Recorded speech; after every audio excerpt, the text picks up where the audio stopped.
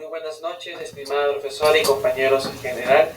Somos el grupo 5 y en esta oportunidad el tema que vamos a exponer se titula Desarrollo Sostenible, Ecoeficiencia y Responsabilidad Social, siendo nuestro ecosistema elegido el Santuario Nacional Los Manglares de Tumbes.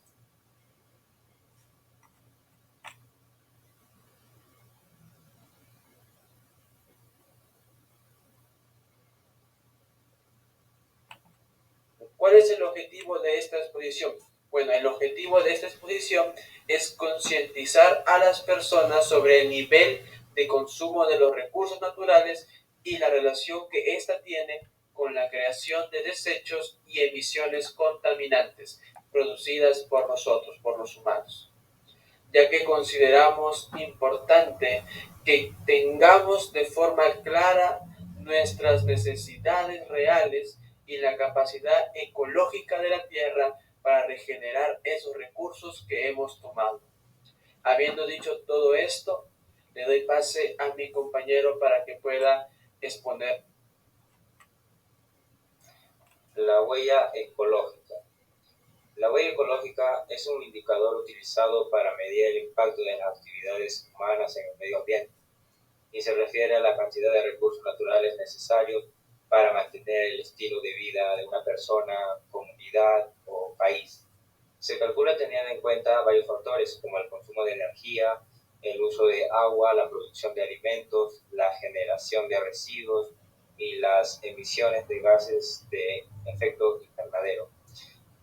Es una medida que evalúa el impacto ambiental de nuestras acciones en términos de recursos consumidos y residuos generados. Se utiliza para concientizar sobre la importancia de adoptar prácticas sostenibles y reducir nuestro impacto en el medio ambiente. La biocapacidad se refiere a la capacidad de la Tierra en su conjunto para mantener y proporcionar los recursos necesarios para sostener la vida. Se calcula teniendo diferentes factores como la disponibilidad de agua, la calidad del suelo, la producción de alimentos, la absorción de carbono y la capacidad de los ecosistemas para manejar los desechos.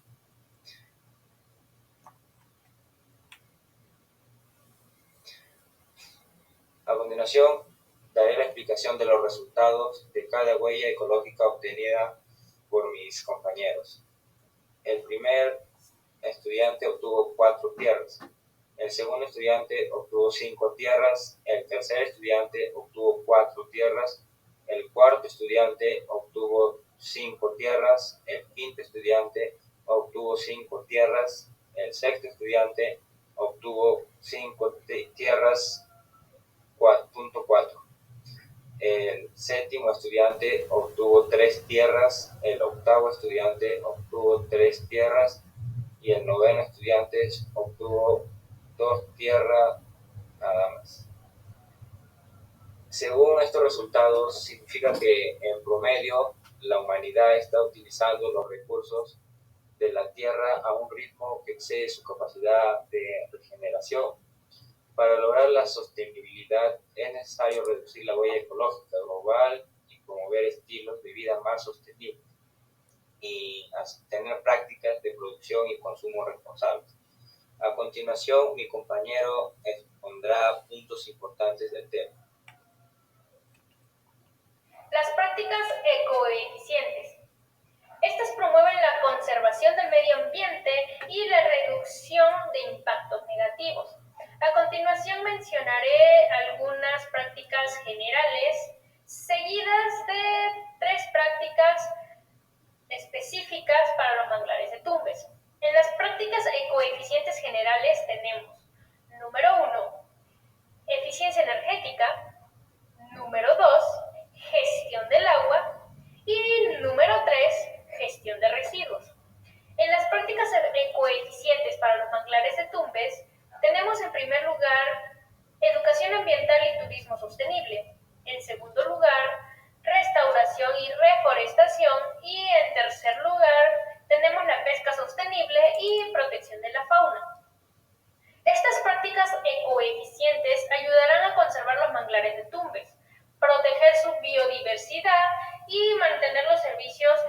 ecosistemáticos que brindan la comunidad local y el medio ambiental en general.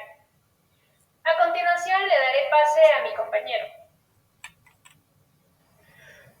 Las principales amenazas son la presencia de las guastineras que deforestan, afectando el hábitat y contaminan con fluentes, la excesiva extracción de recursos naturales como conchas y cangrejos, la generación de basura en los poblados aledaños y la contaminación por desagües domésticos y químicos de la actividad agrícola. Si queremos mantener un buen medio ambiente de los manglares de Tumbes, ya que son los únicos bosques del mundo que representan una suerte de muro natural que se enfrenta a las tormentas. Si los manglares desaparecieran, las comunidades también se quedarían sin una de las barreras de protección para mitigar la erosión del suelo. Así que si queremos cuidar los manglares de Tumbes, debemos de dejar de hacer turismos y contaminando esas áreas.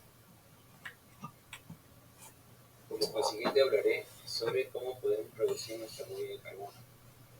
Podemos realizar a largo plazo lo relacionado con el transporte público, el uso de agua, la eficiencia en nuestro hogar, entre otros. Por ello explicaré cada punto mencionado. Como punto número 1 tenemos el uso de transporte libre, ya que las principales emisiones de CO2 de los ciudadanos se debe al uso de los vehículos motorizados que necesitan combustibles fósiles para funcionar. Estos combustibles el uso de gas, el efecto invernadero produce el incremento de temperaturas de la Tierra. En cambio, si nos acostumbramos a utilizar el transporte público para proyectos de grandes distancias, estaremos disminuyendo nuestra huella de carbono. Además, si reducimos el número de coches en carreteras, estaríamos evitando los impactos. Utilizando las bicis, podemos traer un trayecto mediano, aparte de ser más sostenibles. Realizaríamos un ejercicio físico y recomendable para mejorar. Entre otros, el consumo de agua es el que influye en el aumento de nuestra huella ecológica. Además que en España las reservas de agua son más escasas que en otros países. Consumimos mucho más que nuestros vecinos europeos. Por ello, es necesario una concienciación de la disminución del uso de estos recursos necesarios para la vida. También tenemos la eficiencia en nuestro hogar, como la calefacción y los aparatos electrónicos que consumen energía y producen emisiones de gases en efecto invernadero, por lo que reducimos nuestro consumo, estaremos siendo más ecológicos y podemos reducir nuestra huella de carbono. Ahora mencionaré qué podemos hacer para reducir nuestras huellas ecológicas. Nosotros como personas estamos acostumbrados a usar más recursos de nuestro planeta que nos puede asimilar. Por ello, se presentarán algunos conceptos que nos podrían ayudar a ver esto. Como punto número 1 tenemos el reducimiento de uso de coches. Así podríamos reducir las emisiones CO2. Punto número 2 tenemos cambiando la carne de pescado. Aunque parezca raro, la carne de pescado tiene una huella hídrica despreciable, por lo cual puedes combinar pescado con otros alimentos. Punto número 3, desenchufando los aparatos electrónicos estaríamos ahorrando económicamente, pero también estaríamos ahorrando recursos. Ahora se mencionará qué es lo que producen estos problemas en nuestra huella de carbono. Pues los vehículos con combustible diésel, uso de extintores, entre muchas actividades contaminantes de la atmósfera que intensifican el fenómeno o el problema de cambio climático. La importancia de nuestra huella de carbono. Los beneficios son: mejora positivamente a la marca, respuesta a exigencias de organizaciones, competitividad, optimización de proceso, evaluaciones de riesgo y al mismo tiempo sostenibilidad en la mitigación del efecto invernadero, cambio climático, calentamiento global y aumento de la malla de cielo. Yo les hablaré sobre las prácticas ecoeficientes. Como punto número 1 tenemos eficiencia energética. ¿Pero qué es la eficiencia energética en sí? El concepto de eficiencia energética hace referencia a la capacidad para obtener los mejores resultados en cualquier actividad empleando la menor cantidad posible de recursos energéticos. Nos permite reducir el consumo de cualquier tipo de energía y con ello los posibles impactos ambientales asociados a ella. Esto es aplicable desde la generación de dicha energía hasta su consumo final. Tenemos algunas ventajas acerca de la eficiencia energética. Una de ellas sería el ahorro de energía y costes. Al utilizar menos recursos energéticos para llevar a cabo una actividad, se ahorra energía. Además, un menor gasto de energía se traduce en una reducción en la factura energética. Otra ventaja sería las mejoras para el medio ambiente. Sí, la eficiencia energética rebaja las emisiones de gases de efecto invernadero. Con el uso responsable de energía, se consumen menos recursos, lo que contribuye a la reducción de la huella de carbono. Una ventaja más sería mejoras en el abastecimiento. La eficiencia energética nos permite optimizar el uso de recursos naturales y crear economía de proximidad, fomentando con ello el consumo responsable. Ahora, el segundo punto sería gestión del agua. La gestión del agua es un proceso que está compuesto por varias acciones, que vendrían a ser la desalación del agua del mar, la depuración del agua, la potabilización del agua y, por último, la reutilización de la misma agua. A continuación explicaré cada uno de estos procedimientos. Como decía, primer punto sería la desalación. La desalación consiste en una serie de procesos para eliminar parte o totalidad de la sal y otros minerales del agua, para transformarlas en agua potable apta para el riego o el consumo humano.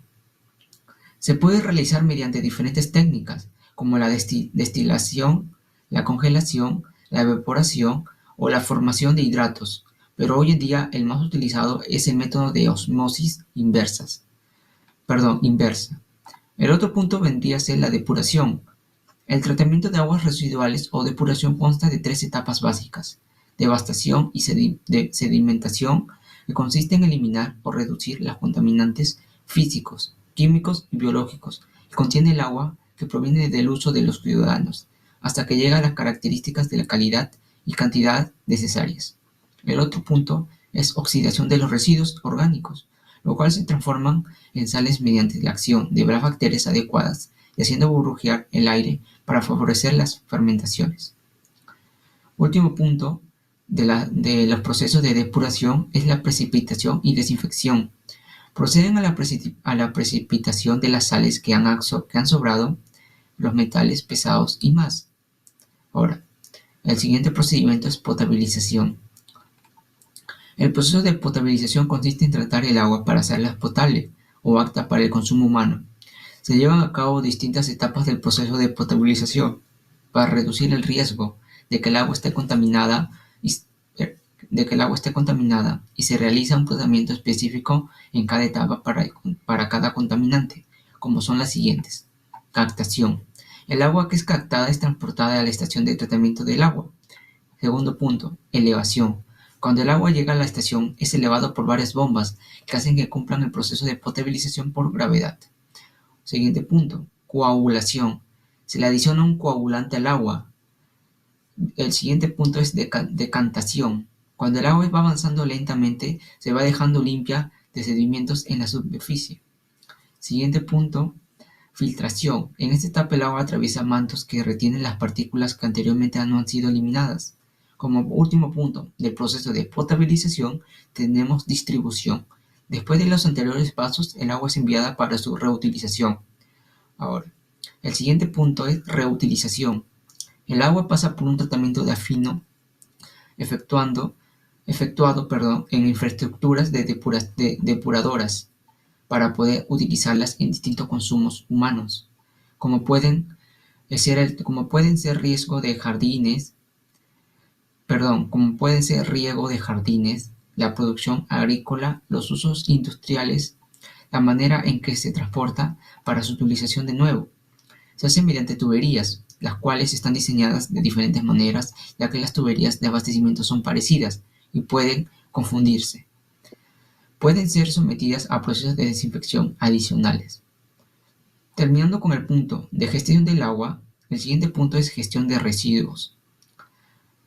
Primeramente quiero explicar qué es la gestión de residuos, qué es la gestión de los residuos que producimos.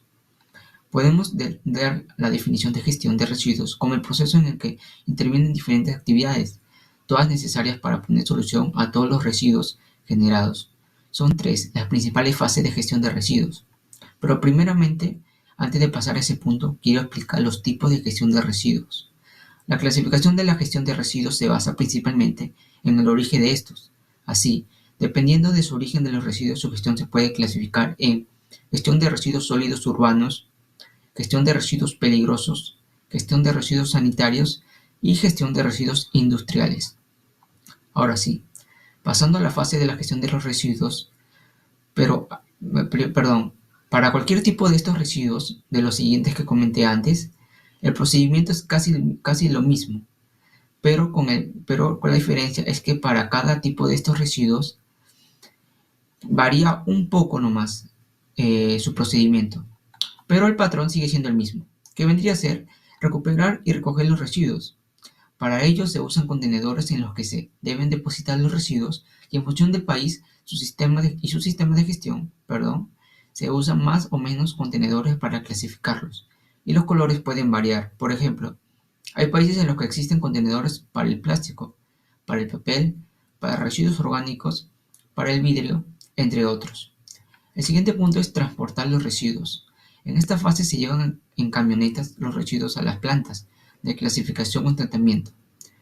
El tercer punto y último es tratamiento de residuos. En esta fase de la gestión de residuos, los residuos sufren diferentes tratamientos dependiendo de su origen. A esto me refería que tienen el mismo patrón, pero dependiendo de sus residuos, o sea, el tipo de residuos, existen los diferentes tratamientos. Bueno, finalizando con este punto, pasamos al cuarto, que es educación ambiental y turismo sostenible. Pero primeramente, ¿qué es el turismo sostenible y cómo ello ayuda en la educación ambiental? Permítanme explicarles.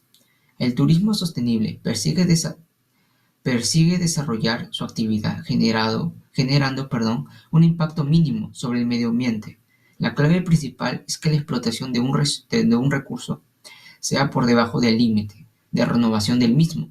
Es decir, se trata de fomentar un turismo respetuoso con el ecosistema, con mínimo impacto sobre el medio ambiente y la cultura local. Además, el aspecto económico busca la generación de empleo e ingresos de la población autóctona. Hay tres claves fijadas para esta organización para lograr que el turismo pueda ser sostenible. Primer punto, optimizar los recursos medioambientales. Sin ecosistema no hay turismo, eso está claro. Por ello es importante cuidar el entorno natural, solo conservando los recursos naturales y cuidando la diversidad biológica. Es posible que pueda haber turismo, sí. Segundo punto, la autenticidad de la cultura local. Un factor fundamental para entender un lugar son su gente, los valores tradicionales de la comunidad anfitriona, su cultura, la arquitectura. Sin el respeto hacia la cultura, el turismo no puede ser sostenible. Tercer punto y último, distribución de la riqueza. La economía es otro de los factores fundamentales dentro del turismo. Garantizar actividades económicas que perduren en el tiempo y que haya equilibrio en la distribución de los beneficios socioeconómicos. Uno de sus objetivos es generar oportunidad de empleo estable, obtener ingresos y servicios locales y reducir la pobreza en las comunidades locales. Sabiendo esto, digamos que el turismo en los manglares de Tumbes ayuda económicamente para su población y además de eso, dentro del ecosistema los recursos se van abasteciendo. Como penúltimo punto tenemos restauración y reforestación. Sabemos que diferentes organizaciones ayudan día a día a la restauración de los manglares de Tumbes, pues muchas de las especies, tanto de animales como de los mismos mangles, han sido reducidos en los últimos años. Es por eso que diferentes organizaciones se ponen la tarea de restaurar los manglares de Tumbes, utilizando especies nativas de los manglares para su aumento. Como último punto tenemos pesca sostenible y protección de la fauna. Los pobladores de los mangles promueven prácticas de pesca sostenible para evitar la extinción de las especies diferentes.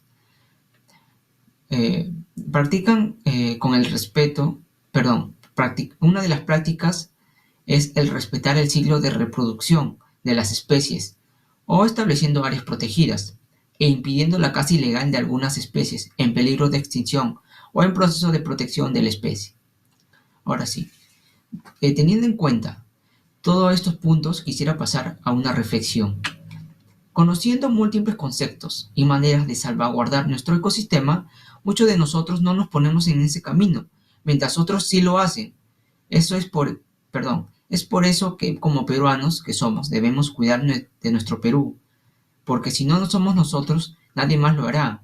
Es por eso que llamo a la comunidad peruana a que nos pongamos en marcha y empecemos con lo más mínimo. Así, recogiendo un poco de basura y llevándola a sus respectivos tachos de basura, estaremos ayudando al ecosistema. Entonces, con eso estaríamos ayudando en sí. Así que pongámonos las pilas y ayudemos a cuidar el Perú. Gracias.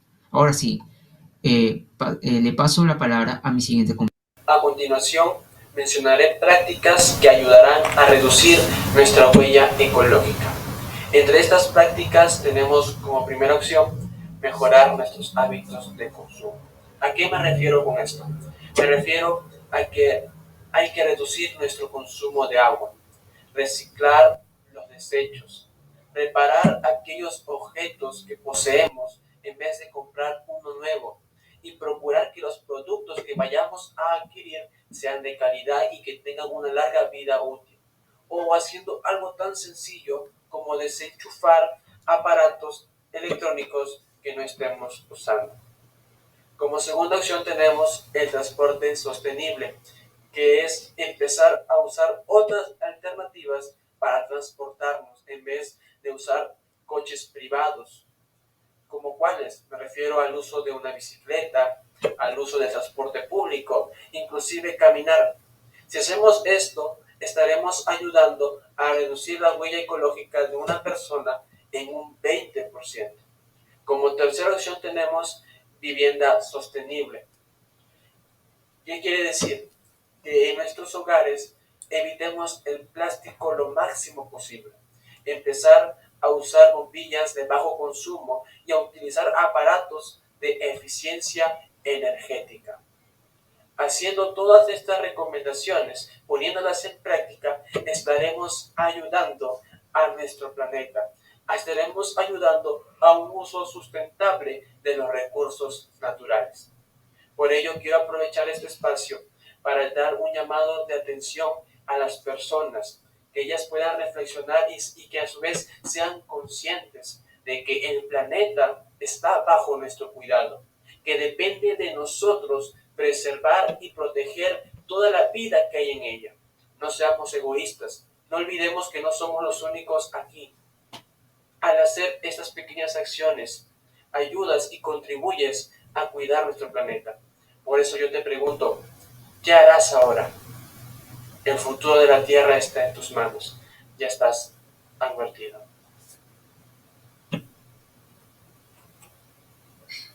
Las conclusiones. La primera conclusión sería: los manglares de Tumbes desempeñan un papel muy crucial en la conservación de la biodiversidad y cumplen múltiples funciones ecológicas, como la protección de la costa contra la erosión y las inundaciones, la filtración de agua y la creación de hábitats para numerosas especies. Y tomando en cuenta el desarrollo sostenible de los manglares de Tumbes, requiere una gestión muy adecuada que promueva su conservación a largo plazo, garantizando la utilización sostenible de sus recursos naturales y evitando la sobreexplotación o la degradación.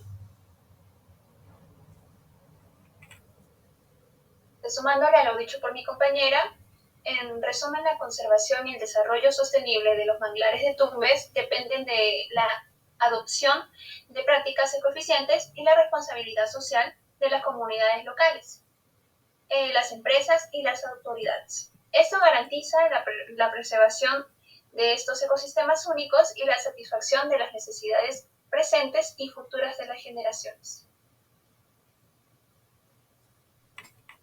Bueno, y también les vamos a compartir una pequeña frase reflexiva, la cual dice: todos somos responsables de tener un planeta con desarrollo. Eso sería todo con nosotros. Muchas gracias.